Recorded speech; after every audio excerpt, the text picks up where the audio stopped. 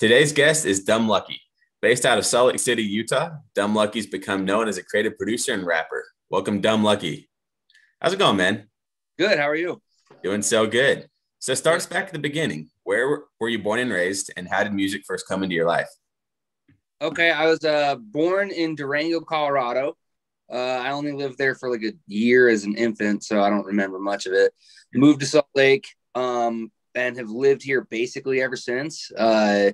That was in 1988 that I was born. And then I listened to music like when I was young, like whatever, Weird Al and like stuff that like kids like.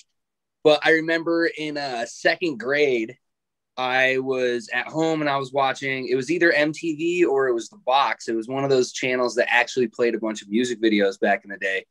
And I saw Jurassic 5 music video for World of Entertainment. And I was instantly like, what is this? So that was the first CD I ever picked out for myself, which was Jurassic 5 Quality Control. And anybody who knows, like, you know, they're a huge influence for rap in the early 90s. Yeah. From there, it was just like found similar stuff. Obviously, Eminem came out when I was in like fourth grade. That was a big impact. But then when I was in junior high, I was listening to a bunch of just whatever I could find. I didn't really know anybody in like the underground hip hop scene or anything like that. And I was listening to like G Unit and Cameron and like, I was like all which was good music, but my cousin was like, no, you got to listen to this stuff. And he showed me Def Jux, which is like Aesop Rock, Mr. Liff. And through there, I found like so many other incredible artists, like finally discovered Atmosphere, The Roots, Common and Mos Def, Talib Kweli, and High Tech, like all sorts of like really good golden era type boom bap stuff. And then the rest is just, I mean, like ever since that first Quality Control CD in second grade, like I knew that hip hop was like my thing. I was just like what I liked. That's awesome. So have you had any other phases that took you out of hip hop for a while? Has it always just been hip hop? There was one phase that took me out of hip hop when I was in junior high. I was not a good child, and I got kicked all the schools in Salt Lake district. So I had to go live in Midvale with my mom, and I started skateboarding. And there was like maybe like a 6-7 month period where I was like, I'm a skater boy now. And I like wore really tight jeans and dressed like, you know, grew my hair out and stuff like that. And then I remember one day, it was just like angsty youth thing, you know, trying to find your place. I remember one day I was just like, what am I doing? Like, this isn't me. I found the baggiest pair of pants that I owned and like went right back to my hip hop self. That's awesome. Yeah, that was the only phase that took me away. Yeah, I guess it just showed you what you're missing again. Yeah. That's awesome. Is your family musical at all? Or is it just you? It's just me. It's like never took music classes. I mean, I took like not the recommended one, but the classes you have to take in elementary. But other than that, like there was never any music in my world really. Like I knew people who like played guitar or were in bands and stuff like that in high school. And that's ironically enough, like how I ended up started writing music was because I didn't start rapping until I was 18 out of high school. It was the summer after I graduated, and I started freestyling and started getting good at it, started battling people at parties and stuff like that. And the following like fall, there's this kid, Aaron Wolf, I think his name was, and he was in this band Divine Right. And he's like, dude, you're a really good freestyle rapper, but you need to know how to write a song. And I was like, what? I don't know how to write. And he's like, this is what I'm going to just play this bass line for you. And you're going to spend an hour and a half writing a song. Nice. And started writing songs.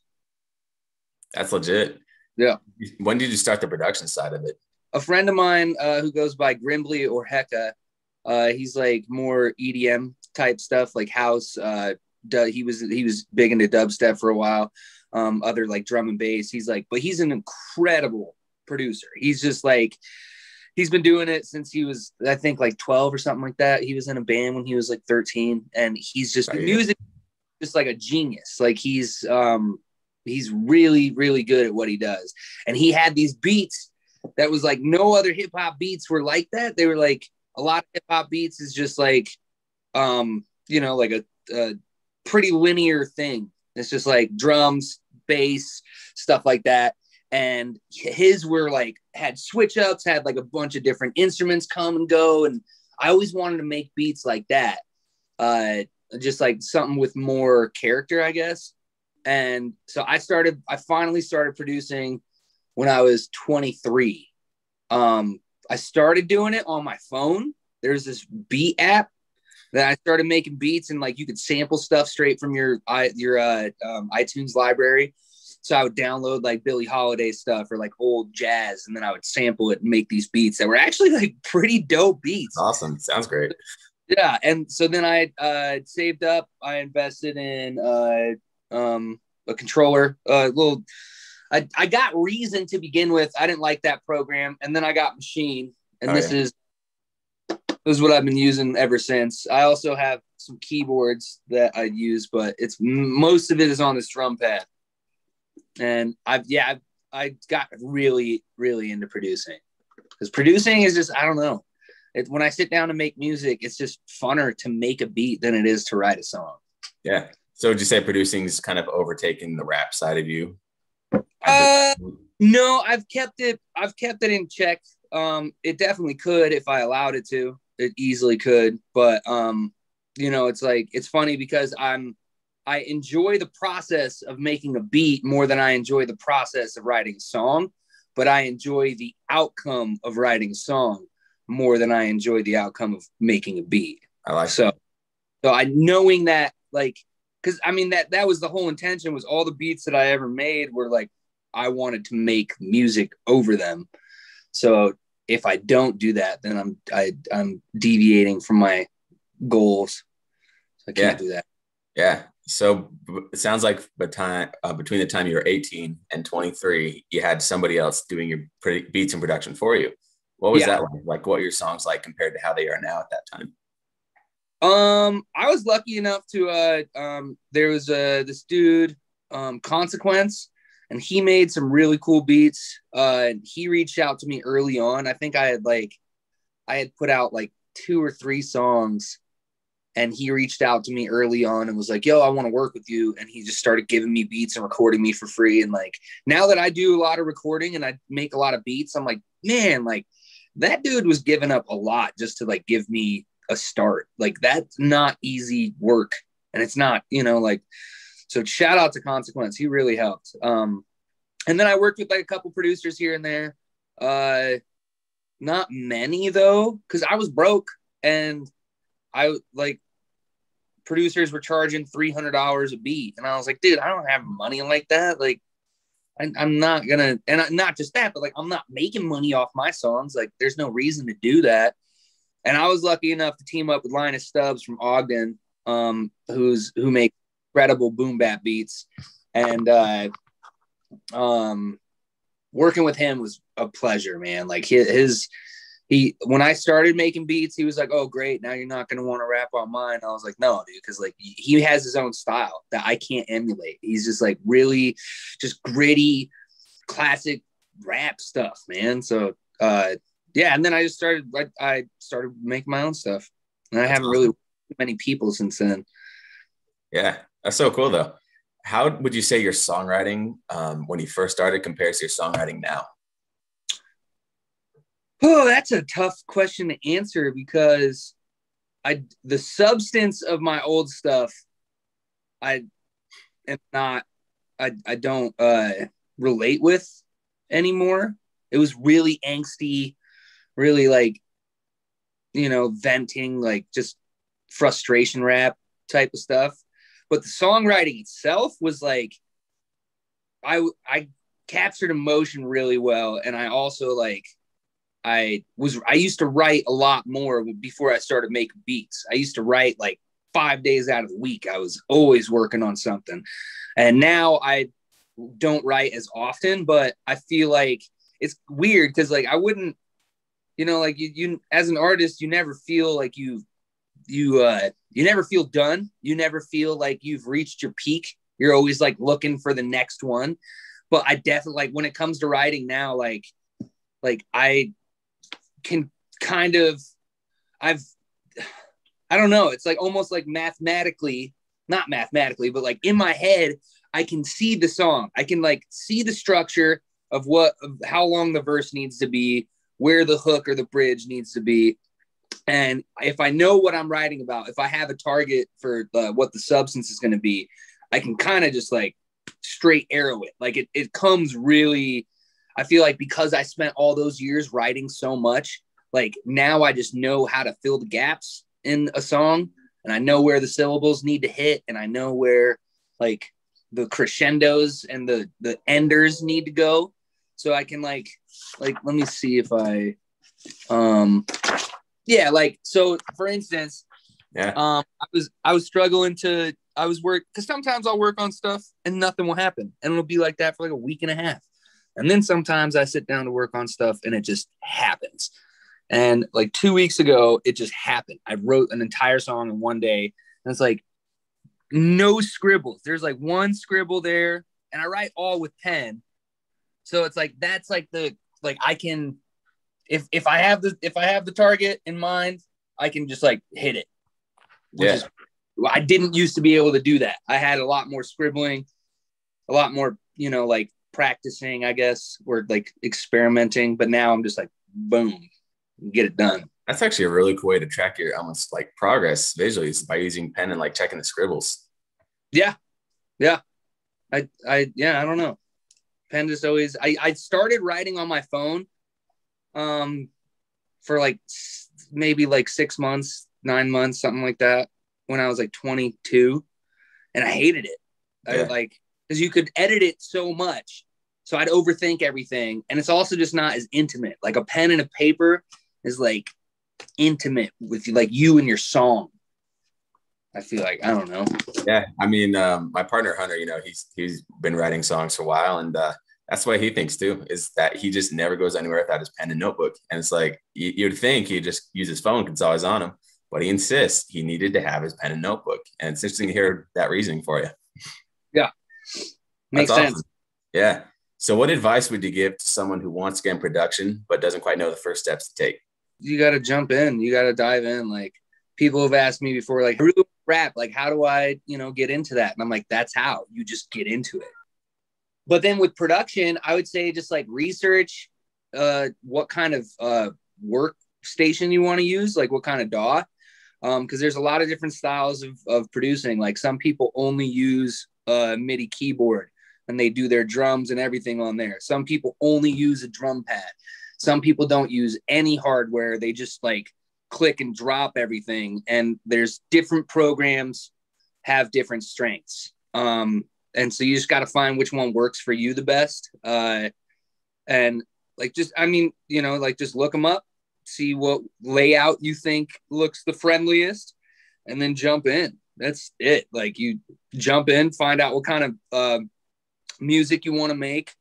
And then you can look up like-minded producers, and like on YouTube, not all of them have them, but a lot of producers, like you can type in so-and-so making a beat, and you can watch the way that they do it and how they like flip their samples or how they layer their instruments, how they, find their drums.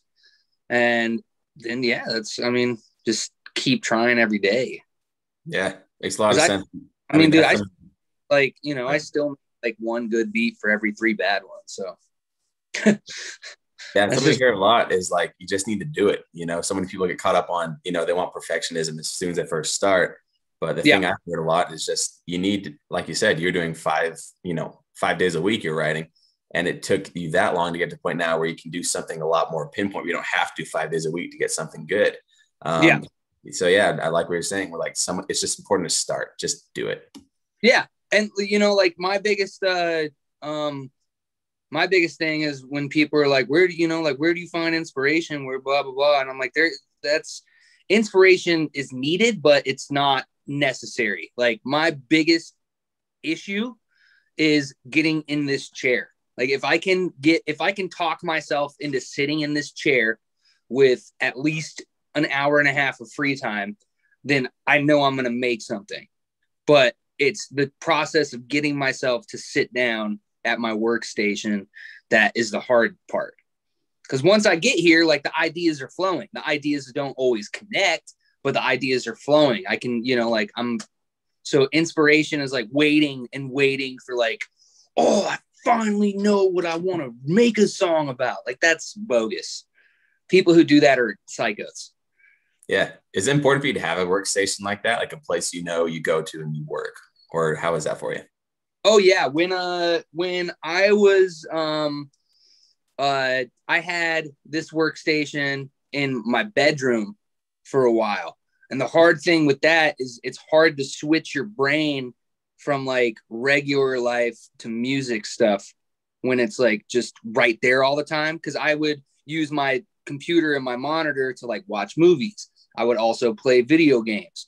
I would also sit at my desk to like pay bills and like do other stuff, like there was once where I used to do homework at this desk. So like having, when me and my girlfriend moved in together, we got a 2-bedroom so that I could have the other bedroom specifically for my studio stuff. And it helps so much being able to like just sit down, and whenever I'm in this chair in this room, it's music oriented, and my brain being able to connect that is like really easy to get into the zone. Because I don't have to be like, oh, well, I'm just going to play like a couple matches real quick with some Rocket League. And then, all of a sudden, oh, I got to go to work now. Like, whoops. So I think it's definitely important to have like that kind of, you don't necessarily have to have a whole room, but have like a spot and have like a semi, like, what's the word? Like have some sort of routine to get yourself into that mindset. I think that helps. That's awesome. I love it. I think a lot of people get a lot from hearing that. Because, I think in the beginning, you kind of, like you said, you kind of just don't have a problem with mixing things, and then it's easy to get distracted. But yeah, that makes a lot of sense to me. Yeah. How has your experience been with live music? Have you played a lot of live shows? Oh yeah. A lot of live shows. Yeah, I don't know. I haven't played that many, obviously, with COVID. I've only played in the last year. And where I'm at now, I'm kind of like not in a rush to play a bunch of live shows once it all opens up. I'm more enjoying the process of just creating stuff, because live shows, like, they take a lot out of you. You spend a lot of time promoting them, and you spend a lot of time getting ready and rehearsing. And sometimes it, isn't, the outcome isn't what you want. And that can be, it can just be, it can eat up time and energy. And I'm a busy person, so I don't really have too much time and energy to, sacrifice these days. Yeah. But makes a lot of sense. I played my first show when I was 19. And like from there, like, I met up with this dude, George Lai, from out here, and he started taking me to shows all over the country. So from right when I started doing this, I've been playing shows all over the place since then. That's so cool. What's your favorite show you've ever played? Do you have one? Oh, that's a tough one. Yeah, I think I mean, in recent memory, there might be something before, but I doubt it. My favorite show I ever played was 2 years ago at State Room, called The Big Fat Nasty. I'm gonna kill you. Called The Big Fat Nasty. It was with Super Bubble and Big Blue Ox, which are 2 local bands that are really good, funk and like, experimental instrumental rock stuff. And the reason I really like that show, I played it 2 years in a row, but the second one was like just incredible. It's just different energy than like going to a rap show. Like going to a rap show where it's just rap and there's a DJ playing rap in between people playing rap, and it's just rap for 4 hours straight. And the people who are there are like, oh yeah, this is rap. Like, I don't know. It's a way different mindset than like, we're here to see a show. We're here to like watch these these musicians like play their, like, do their thing. It gave me a different platform where I was able to do a lot more of my like experimental stuff or my slower stuff that I wouldn't play at a rap show. because no one can nod their head to it. Yeah. And I had an hour-long set, and I played just like a huge range of styles of mine. Like I played like fun stuff. I played witty stuff. I played like really sad stuff, really like slow stuff. And it was just overall like the best performance I've ever given, the best received I feel I've ever been as an artist. And it was, that was probably the best show I ever played. That's awesome, man. So what's it like being a rapper in Northern Utah? What do you think the scene is for you? What's been your experience with it? It's I don't know. That's a pretty, there's a big answer there, but I'll try to sum it up. It's weird because you have younger people who like, realize that there is no stigma to like being a rapper. But then you also have like people who are like, grew up in Salt Lake, kind of in a sheltered mindset with, like we don't have too much diversity in Salt Lake or Utah. And so, you tell people like, oh, I'm a rapper. And they're like, oh, where's your chains? Where's your, oh. They make these little jokes and it's like, oh, like, I'm not like it. And then they hear your stuff and they're like, whoa, you're actually really good. And I'm like, yeah, you should have listened the first time. Like rap doesn't have to be like the Migos, dude. Like rap is a huge world. And it's also, we have limited venues. I've played I think I've played every venue in Salt Lake multiple times. And there's also just like what you were talking about, there's no infrastructure for music and there's no infrastructure for rap. So it's like, I feel like, it's like where after you've already like, like played your local venue for your record release show and had like, a couple hundred people come out, like where else do you go in Salt Lake from there? Like the next step would be like selling out like the Complex, which is like a 5,000 person room or something like that. But I don't know many people in Utah who have ever done that. So it's like it starts to become an echo chamber a little bit. And thank God for the internet, like that's how we can reach new people. And that's why I'm not super, like gung-ho about playing shows once this all opens up, is like I've come to realize that now, like, yeah, it is an echo chamber and it is fun playing shows, but like at the end of the day, like what is it really doing for you? Like I've played all these venues for over 12 years now, like over and over. It's like time to branch out or, do something different for a change. Yeah. That makes a lot of sense. Yeah. So, but I do really, Salt Lake is like, we're, like, because it's a small city and because it's like, like easier to compete, I guess, because there's like, less spots for the, like podium, whatever. It does make people really like try to be unique and really try to come with their best. So that's the flip side of it, is like that was like looking at like an artist to a fans thing, but an artist to an artist thing, we have some incredible musicians in Salt Lake. And like I moved to San Francisco for a while. And the reason I moved back home is because the cost of living here is pretty low compared to a lot of places in the country.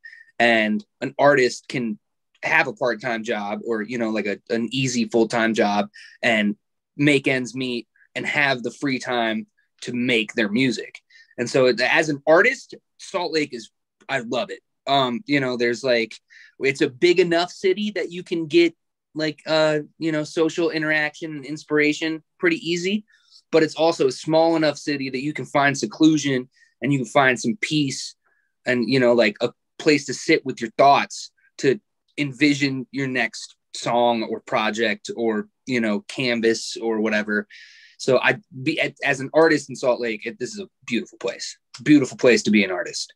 If we can bridge the gap between like the consumer and artist a little bit better somehow, then it would be like paradise. Yeah. I love what you're saying. I love that answer. I love how thought out it was. It sounds like what you're saying is that there's not a ton of live growth, in Salt Lake, not a ton of live growth potential, but online you can still, thankfully get out there with that. And I think Salt Lake's a good place to kind of have a good starting off point as well. Would you see yourself, if you're a dedicated artist who wants to do this for an absolute career, would you see yourself staying in Salt Lake, or would you see yourself moving to somewhere else like Nashville or LA or somewhere like that? If you go to Nashville or LA or something like that, you got to be prepared to play with the big guns and play the game. And that was one thing that I realized for myself is like, I don't want to play the game. I don't want to box like put myself in a box to market myself. I want to be authentic. My favorite artists, the reason they're my favorite artists is because they're authentic. And the few times that I've worked with people in that aspect of like being a manager or whatever, it's just not for me. But if you are like really trying to, I mean, that's the thing, like with the way the internet works, you don't need to anymore. You don't need to go to Nashville. Yeah, it'll help. You can have some FaceTime with some execs or, like some, bigger names, but doesn't necessarily mean that you're going to have a leg up on the competition who's out there in Boulder, Utah, living in, like population 4,000, who's just been creating incredible music for 6 years and finally puts it online and it gets eaten, like the music industry is like a shot in the dark. So if you're trying to be an artist for your like livelihood, buckle up, because it's a ride. I mean, I've been doing it for 12 years and I'm still like, this is where the majority of my energy and paychecks and time and everything goes, is music.